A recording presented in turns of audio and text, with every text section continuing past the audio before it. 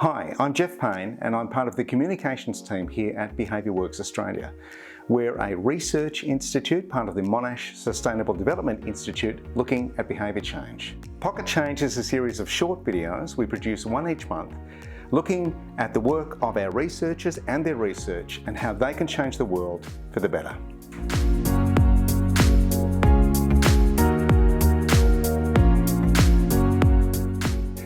Hi everyone, welcome to 2024. Today I'll be speaking to Dr. Brie Kunstler about her research into the attitudes towards the reclassification of two psychedelic drugs from prohibited substances to controlled substances here in Australia. Brie, welcome. Thank you very much for having me.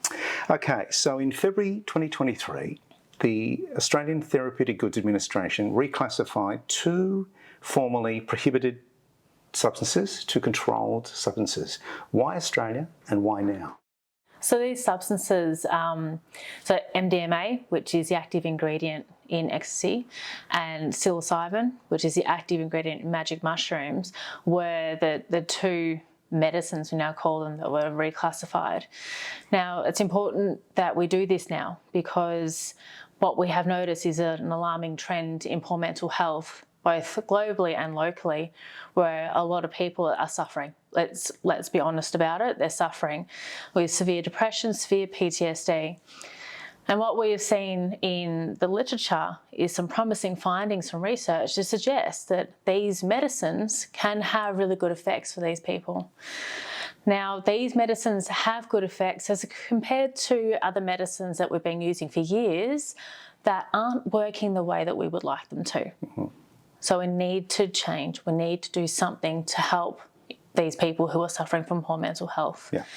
These are, of course, formerly seen as prohibited and recreational drugs and stigmatised within society. So tell us a little bit about your research and what you discovered when it comes to attitudes within the medical and the political communities. Yeah, so our research involved interviewing 13 people who represented organisations that are health-based organisations, representing clinicians, for example, but also politicians.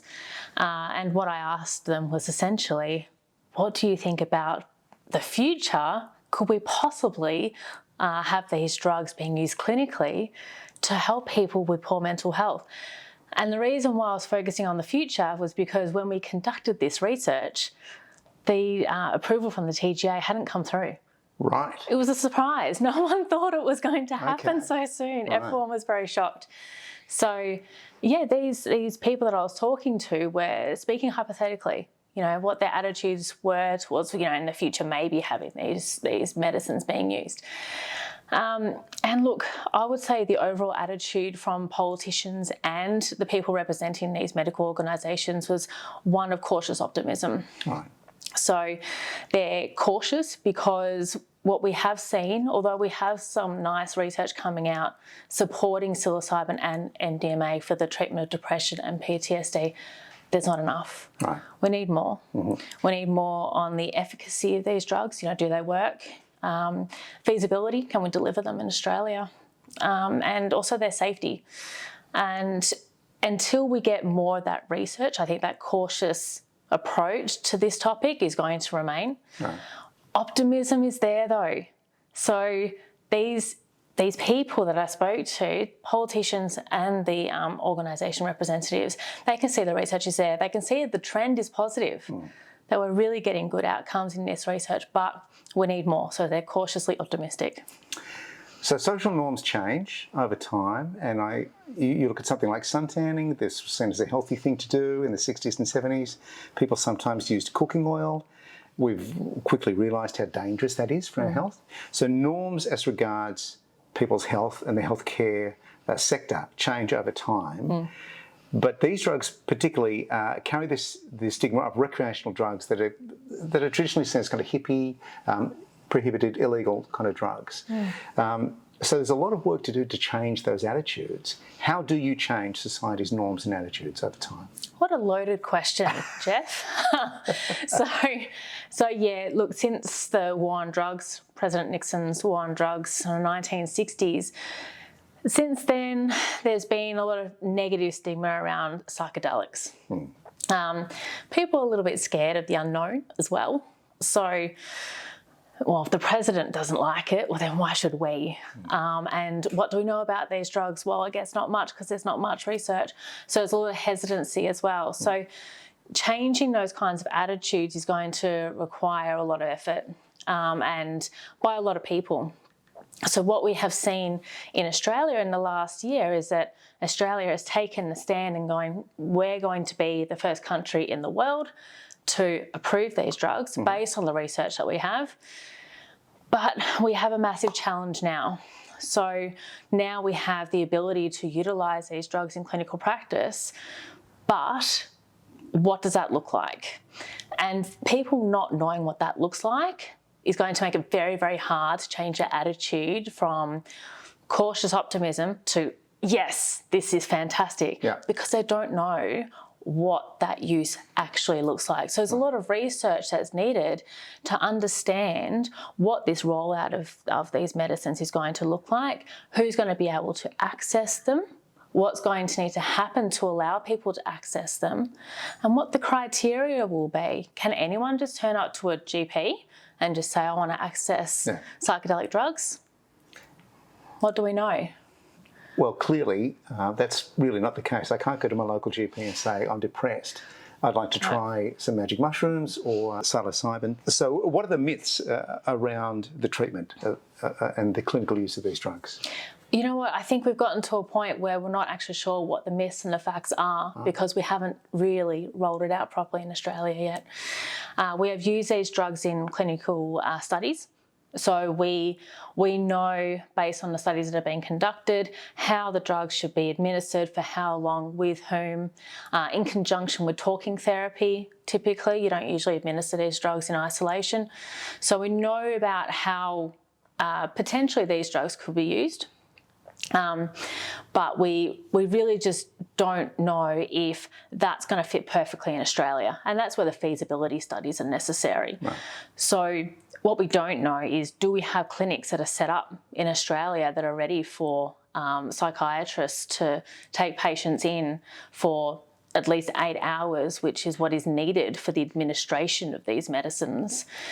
Do we have appropriate clinical setups? Do we have businesses, organisations ready to produce these psychedelics for this purpose? What's it going to cost? $25,000 for a treatment of psilocybin is likely going to be outside the reach of many people who are seeking support for depression. So all this access and equity research we need to do as we go. It's going to be prospective research and it's going to be happening in real time. It's at the moment, it's about finding the people who are able to access the medicines at the moment, given the current constraints, and then working with them to understand the process. Mental health itself is something that was not talked about. It seems only a few decades ago it was stigmatised itself. And it seems that that norm is changing, particularly I would say the pandemic has changed the way people talk about their own mental health and how they deal with that. So do you think that attitudes towards talking about mental health have enabled or will enable greater changes when it comes to talking about mental health and dealing with mental health issues? Absolutely. The more acceptable a topic is to be spoken about, the more acceptable it will be for people to think about opportunities in addressing these mental health conditions. So when we talk about speaking about the topic, it's not just you and I talking about mental health, but it's also governments taking approaches to addressing mental health issues. So, for example, the 2021 Royal Commission into Victoria's mental health system, that Royal Commission made recommendations to enhance research into therapies that might not already be used for mental health conditions, such as psychedelics.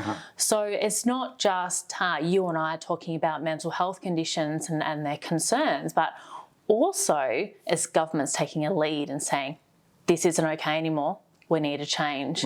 People respond well to leaders making a change. So now we need the evidence to come from the research, from the actual efficacy of the treatments itself. Yeah, so the people I spoke to were really really strict on that. They said, look, the main thing we need is evidence. We need to know that it works. We need to know that it's safe. We need to know that it will fit in the Australian context and that people will be able to access it. Right. Because what's the point of having a treatment if no one can use it? Yeah, true. Bree, thank you very much. Thank you. Thanks for watching. If you'd like to know more about our research projects and the courses we do, you can visit the website at behaviourworksaustralia.org.